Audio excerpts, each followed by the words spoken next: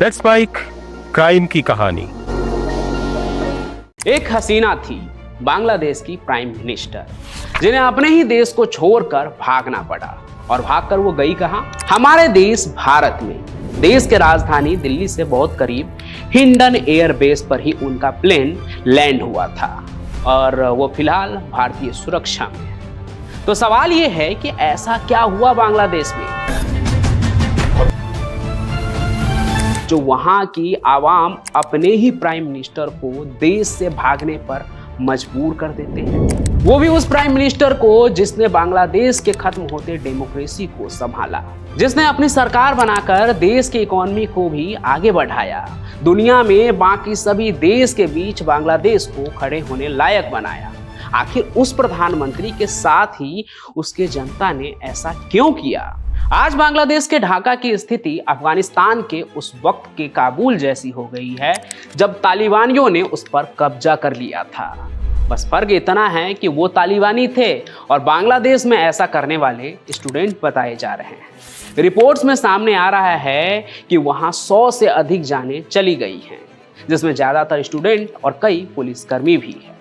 और इसी के बाद शेख हसीना को वहां से अपनी जान बचाकर भागना पड़ा, जिसके बाद वहां की आर्मी ने कहा कि मैडम प्राइम मिनिस्टर ने इस्तीफा दे दिया है और अब आर्मी अंतरिम सरकार बनाएंगे और हालात को काबू करेंगे देश में। कहीं पाकिस्तान के तरह बांग्लादेश में भी तो आर्मी रूल नहीं हो जाएगा। खैर, हम आते हैं उस कहानी पर कि आखिर स्टूडेंट के अंदर ऐसा क्या आक्रोश आ गया कि वो अपने ही देश के प्रधानमंत्री के खिलाफ हो गए। तो इसकी वजह है रिजर्वेशन यानी आरक्षण। अब आरक्षण को लेकर बहस तो हमारे देश में भी होता ही रहता है, लेकिन बांग्लादेश में आरक्षण के नाम पर तख्ता पलट के पीछे पुराना इतिहास है। देखिए, अंग्रेज जाते जाते भारत को 2 भाग में बांट गए, जिसमें से एक हमारा भारत है और दूसरा पाकिस्तान। लेकिन पाकिस्तान भी 2 पाकिस्तान थे, एक तो जो आज भी है और दूसरा ईस्ट पाकिस्तान जो अपने वेस्ट बंगाल के पास है। तो ज़्यादा इतिहास में ना जाते हुए बस इतना समझिए कि वेस्ट पाकिस्तान जो था ना, वो ईस्ट पाकिस्तान के साथ उस समय सौतेला बर्ताव कर रहा था उनके लैंग्वेज और कल्चर को लेकर। इस वजह से वहाँ के लोगों के बीच विद्रोह उठा और वो पाकिस्तान के खिलाफ हो गए। भारतीय सेना ने भी इसमें ईस्ट पाकिस्तान के लोगों की मदद की और 1971 की लड़ाई में पाकिस्तान को शिकस्त देने के बाद भारत ने पाकिस्तान से ईस्ट पाकिस्तान को छीनकर एक नया देश बांग्लादेश बनाने में मदद की। इस संघर्ष में बांग्लादेश के लोकल लोगों ने भी साथ दिया था, स्वतंत्रता सेनानी बनकर, मुक्ति वाहिनी फौज में हिस्सा लेकर, जिसे भारतीय आर्मी ने ट्रेन किया था। लेकिन कुछ लोग बांग्लादेश में ऐसे भी थे जिन्होंने या तो इस संघर्ष में कोई योगदान नहीं दिया या फिर वो वेस्ट पाकिस्तान का साथ देते हैं, यानी पाकिस्तानी के साथ मिलकर अपने ही देश के लोगों को कमजोर करते हैं। और वैसे ही लोगों को रजाकार यानी गद्दार कहा गया। और जिन्होंने अपना देश बनाने में, बांग्लादेश बनाने में, उसकी आज़ादी में मदद की, उन्हें इनाम मिला, सरकारी नौकरी के लिए 30% तक का आरक्षण भी मिला। लेकिन इस बात को कई दशक गुजर गए, जिस पर बांग्लादेश में विवाद ये उठ रहा था कि अब 50 साल के बाद तो इस देश में आरक्षण की कोई ज़रूरत नहीं है, क्योंकि स्वतंत्रता सेनानी अब बूढ़े हो चुके हैं और उनके बेटे बेटी जो है वो भी आरक्षण का लाभ ले चुके हैं। अब अगर उनके पोते और नाती को भी यही फायदा मिलता रहा तो ये तो हमारे लिए अन्याय हो गया। कुल मिलाकर वहाँ के स्टूडेंट को अब बराबर का हक चाहिए था। शुरुआत में छोटी मोटी विरोध प्रदर्शन हुई आरक्षण को लेकर और शांत भी हो गया। मामला कोर्ट में भी गया और वहाँ के सुप्रीम कोर्ट ने आरक्षण को खत्म कर दिया। लेकिन साथ ही विकलांग और गरीब लोगों को मिलने वाले आरक्षण का लाभ जिन्हें मिल रहा था, उनका भी आरक्षण खत्म हो गया। उन्होंने भी आवाज़ उठाई तो प्रधानमंत्री शेख हसीना ने कहा, हम तो आपको आरक्षण देना चाहते हैं, लेकिन जब कोर्ट ने ही आरक्षण खत्म कर दिया है तो हम क्या कर सकते हैं। अब यहाँ पर ना सारा मामला शांत हो गया था, लेकिन तभी देश का एक तबका जिनसे आरक्षण छिन रहा था वो अदालत पहुँचे कि ये तो हमारे अधिकारों का हनन है। वो अधिकार जो हमें देश के संविधान ने दिया था वो कैसे छीना जा सकता है। सरकार को ये आरक्षण खत्म नहीं करना चाहिए। उनकी ये मांग होती है कोर्ट में। आगे फिर इसमें कोर्ट ने कहा कि सरकार का ये फैसला तो सच में गलत है, यानी कोटा खत्म करने का जो फैसला है सरकार का, आरक्षण खत्म करने का, ये गलत है। और फिर सुप्रीम कोर्ट ने ये कह दिया कि आरक्षण वैसे ही मिलते रहना चाहिए जैसे कि पहले से मिलता आ रहा है। फिर क्या, इस बात पर एक बार फिर से बवाल शुरू हो गया। यूनिवर्सिटी के स्टूडेंट सड़क पर उतर आए और कहा यह जा रहा है कि उनके इस धरने को हिंसक बढ़ावा दिया जमात इस्लाम नाम के एक ऑर्गेनाइजेशन ने, जिनका अपना स्टूडेंट विंग भी चलता है।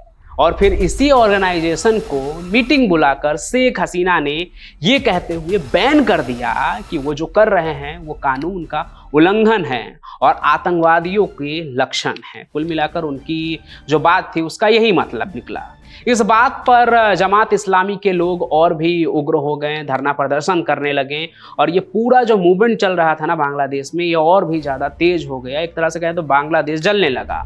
और इसी बीच मैडम प्राइम मिनिस्टर ने बांग्लादेश में कुछ ऐसा कह दिया कि पूरा बांग्लादेश जो है वो एकदम जलने को तैयार हो गया था। लोग एकदम सड़क पर उतर आए थे, तराही तराही मचने लगा।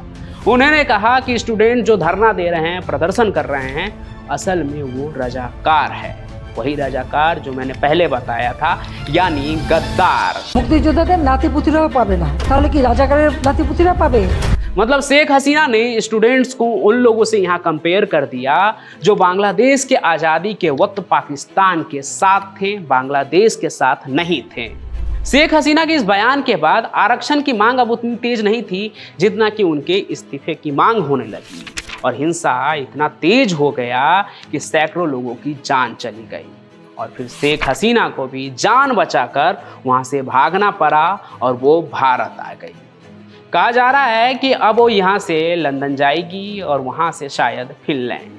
बाकी जब तक ये खबर मैं सुना रहा हूँ वो भारत में ही है और आगे क्या होता है ये खबर जो भी अपडेट आएगा वो भी मैं आपको दूंगा। बाकी बांग्लादेश में तबाही का मंजर है। आर्मी बाकी पार्टी के साथ मिलकर सरकार बनाने की बात कर रही है और बांग्लादेश का भविष्य जो है वो कहीं झूल रहा है। जो किस पाले में गिरेगा इसका अभी कुछ पता नहीं है कि वहाँ क्या होगा, उनका भविष्य क्या होगा। बाकी आपको क्या लगता है इस पूरे मामले में, वो आप हमें कमेंट करके ज़रूर बताइएगा। और चूंकि ये मामला अभी चल ही रहा है तो हो सकता है इसमें कुछ बदलाव आ जाए, शेख हसीना भी इस पर कुछ बयान दे, तो वो जो भी अपडेट होगा वो मैं आपको देता रहूँगा, कमेंट में भी और नई वीडियो में भी। बाकी इस कहानी को आप लाइक करें, ज़्यादा से ज़्यादा शेयर करें और हमारे इस चैनल को सब्सक्राइब भी कर लें। मैं पंचम प्रकाश मिलूंगा आपको किसी और सफ़र में क्राइम की किसी और कहानी के साथ। तब तक के लिए आपका बहुत बहुत धन्यवाद। आप सुन रहे थे let's mind more than radio. Follow कीजिए हमें हमारे सोशल मीडिया प्लेटफॉर्म्स पर। It's time for news. It's time for more than radio. Presenting the first radio news app, Let's Mic. Let's Mic, a news-based app on your phone where you get to watch and listen news, talk shows, interviews, radio show podcasts. On Let's Mic, you get all relevant information of TV, print, radio, podcast, and digital. Let's Mic talks about every segment of life.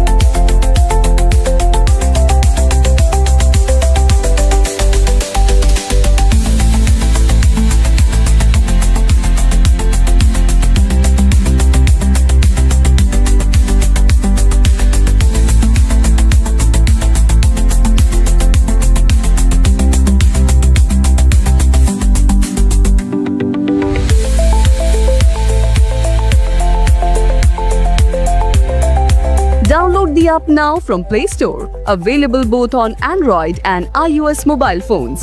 Follow us on YouTube, Instagram, Twitter, LinkedIn, Facebook, Telegram, WhatsApp, Snapchat. Let's talk, let's connect, and let's mic. It's time for news.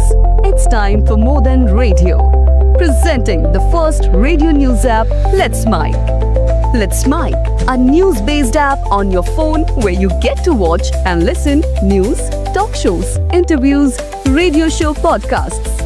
On Let's Mic, you get all relevant information of TV, print, radio, podcast, and digital. Let's Mic talks about every segment of life.